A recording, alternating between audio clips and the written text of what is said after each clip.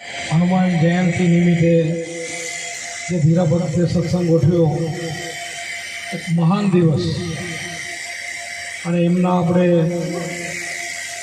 મંદિરની બાજુમાં પાવન ભૂમિમાં સત્સંગ અને પછી હનુમાન જયંતિ. હવે આપણે બધાને ખબર છે કે આપણે લગભગ ગામ કોઈ એવું ન હોય કે હનુમાનજીનું જ્યાં મંદિર ન હોય. ગમે એ દેવનું મંદિર હોય ત્યાં હનુમાનજીનું મંદિર હોય. રામને ઋણી રાખ્યા એવા હનુમાનજી મહારાજ આખી જિંદગી દાસ ભાવે. હવે આપણે વિચાર કરીએ કે હનુમાનજીનો જીવન ચરિત્ર આપણે થોડું જોઈએ ને.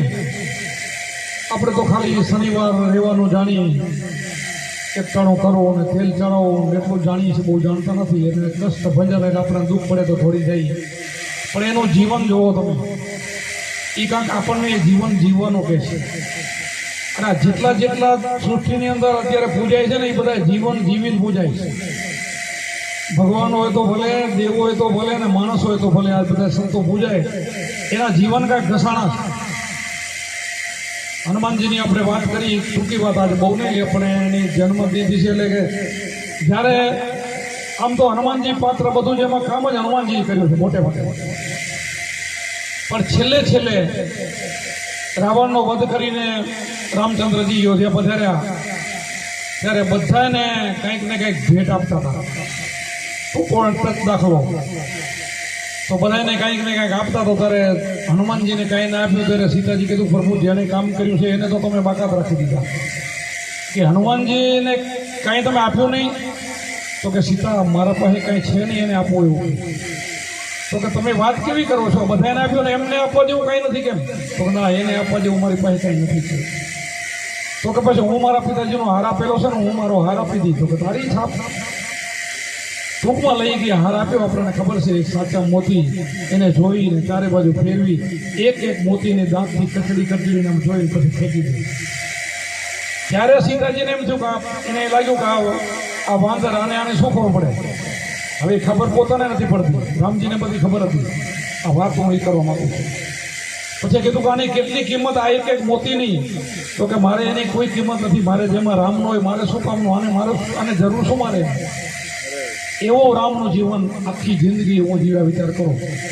એટલે આપણે કાંઈ થોડું ઘણું કષ્ટ આવે ને દર્શન કરવાથી ને આવું કાંઈ કરવાથી આપણો જો કષ્ટ કપાતો હોય તો આપણે એના ચીલે હાલીએ તો કેટલું કામ થાય આપણું. આપણા જેટલા અવતાર થઈ ગયા ને એ બધા આપણને ચીલે હાલવાનું કહી ગયા છે. આપણે એ હાલવાનું છોડી દીધું. આપણે ખાલી એનું નામ લઈ રામ રામ કૃષ્ણ કૃષ્ણ એના સિવાય બીજું કાંઈ કરતા નથી. આપણને ગીતાજીમાં રસ્તો બતાવ્યો છે. આપણે રામચંદ્રજીએ રામાયણમાં યોગ વશિષ્ઠમાં રસ્તો બતાવ્યો છે.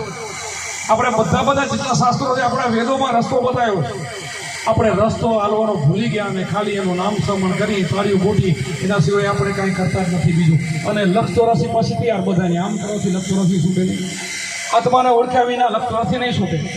અને ભ્રમણા જશે નહીં. આત્માને ઓળખાય તો ભ્રમણા તો જાય જ નહીં. ભ્રમણા ભાંગવી બહુ અઘરી છે. ભલા માણસોની ભ્રમણામાં માના પડેલા છે. મોટા ઈગબર માણસો ભ્રમણામાં ફસાયેલા છે. જ્યાં સુધી આત્મા ન ઓળખાય ત્યાં સુધી ભ્રમણા ન મંગાય. આત્માને ઓળખ્યા વિના લક્ષ ચોરાસી નહીં મટે. ભ્રમણાને ભાંગ્યા વિના ભવના ફેરા નહીં મટે. તો આપણે ભવનો ફેરો ભાંગવો કે નહીં? ભાંગવો છે કે નથી ભાંગવો? 84 લાખ યોનિમાંથી આપણે નીકળવું કે નથી નીકળવું? તો આમાં બે જ વાત આવી. મીરાબાઈ કીધી બીજું બધું ઠીક છે, હસલો ને બગલો ને કાગડો ને તો બધું કીધું ઠીક છે બધું. પણ મેન વાત તો એક કરીમાં આવી ગઈ કે જ્યાં સુધી આત્મા નહીં ઓળખાય ત્યાં સુધી લક્ષ ચોરાસી નહીં મટે અને ભ્રમણા ત્યાં સુધી નહીં ભંગાય. હવે આત્મા તો બહુ દૂર નથી. આત્મા ક્યાં છે? બધાના ઘટોઘટમાં બોલી રહ્યો છે. આત્મા ક્યાં દૂર છે? એને ઓળખવામાં કોઈ બહુ વાર નથી.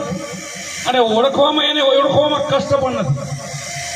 આપણે બધા તમે હું જે બીજું ભરતું સરતું ઘણું બધું કરીને એમાં તો કષ્ટ પડે. આમાં તો કાંઈ નહીં. સેજે ભજન થાય, હાલતા ચાલતા બેસતા ઉઠતા એવું સમરણ. અને એમાંથી આત્માની ઓળખ થઈ જાય. આપણે અમારા કુંભારામાં એક વાણી ગાઈ, ભાઈ ગાઈ ઓનમોની મુદ્રાની વાત કરી.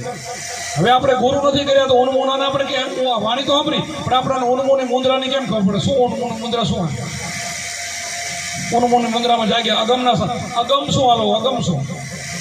તમે દુનિયાની અંદર જે દેખાય ને એ ગમ અને ન દેખાય અગમ. હવે અગમ ભેદ માટે ગુરુ કપે અગમ ભેદ કબીર સાહેબે કીધું ને ગમને માને ને અમને એમ માને અગમ ભેદ અમારા જે ગમને માને ને અમને માને અગમ ભેદ અમારા તો અગમ ભેદ છે તમારી અંદર પેલો તમારો આત્મા છે ગુપ્ત છે એને જાણવો છે એ ભેદની વાત કરી એમાં મુદ્રાની ઓનમોની મુદ્રા ધ્યાનની મુદ્રા છે ખેતરી ચાતરી ભૂતરી અગોતરી મુદ્રા 5 મુદ્રામાં આ મુદ્રા ધ્યાન મુદ્રા છે આ મુદ્રા આપણને ગુરુ મહારાજ પાસેથી મળે અને એનો સ્મરણ પણ ગુરુ મહારાજ પાસેથી મળે તમે બીજા બધા જેટલા બધા જીભથી મંત્ર બોલશો ને એ મંત્ર બારોબાર ફેંકાઈ જાય અને આ મેં શ્વાસ ઉશ્વાસના ને અજંપા જાપ છે એ ગુરુ મહારાજ આપે છે અજપા જાપ ગાયત્રી કહેવાય ગાયત્રી મંત્રો છે ગાયત્રી મંત્રના 24 અક્ષરનો તો નિરૂપણ કરો ને તો એક અક્ષર તમને આત્મા સમીપ લઈ જાય છે જેને ગુરુનો મંત્ર જે પદ કહેવાય એને લઈ જાય છે એ મંત્ર એમ કહેવા માંગે છે તો આને ભજ આ કર જપો અજંપા ઉમૈયા માતાજીને શિવજી ઉપદેશ આપ્યો ને જપો અજંપા જપો ગાયત્રી આ ગાયત્રી શબ્દ વાપર્યો છે આપણને બધાને ખબર છે કે ત્રીજા જન્મની અંદર પાર્વતીજીને શિવજી મંત્ર આપ્યો બે અવતાર તો નીકળી ગયા એમને એમ હવે એવા પણ જો બે જન્મ એવાના નીકળી જાય તો આપણા તો ઘણા નીકળી જાય એમાં શું છે નીકળી જાય રમતા રમતા નીકળી જાય એટલે આપણે તો એવા બધા ફસાયેલા છે બધાનો મોહમાં માયામાં એવા બધા આંધળા ફીટ થઈ ગયા છે ગુરુકમ કેરી કૂચી કલે ખોલે મોહ કાતાડા આ મોહમાં આપણે બંધાયેલા છીએ ઈ તાળાને દૂર કરો તો ઘટ ભીતર અજવાળા તો ઘટ ભીતર અજવાળું છે ને કેમ તારું છે આ આગમ ભેદ છે એ પોતાની અંદર પોતાના આત્માને ઓળખવાની વાત કરી છે આ બારે જે કહેવાય ને એ બધું ગમ છે અને ગમ છે એ બધું આપણું માણસોનું કરેલું ગમ છે ને એ બધું માણસોનું કરેલું તો તમારી અંદર પરમાત્મા આત્મા બેઠો ને એ આપણો બનાવેલો નથી એમને આ મંદિર પોતાનું આ સુંદર સર્જન આ વિશ્વરૂપના બનાવ્યું ને એમાં પોતે આવીને બેસી ગયો ખુદ બેઠો છે અને એને ઓળખવાની વાત છે આ અગમ ભેદ છે અને જ્યાં સુધી આને નહીં ઓળખી ત્યાં સુધી લક્ષ ચોરાસી નહીં મળે અને બાકી જગતમાં જે છે એ બધું આપણું બનાવેલું છે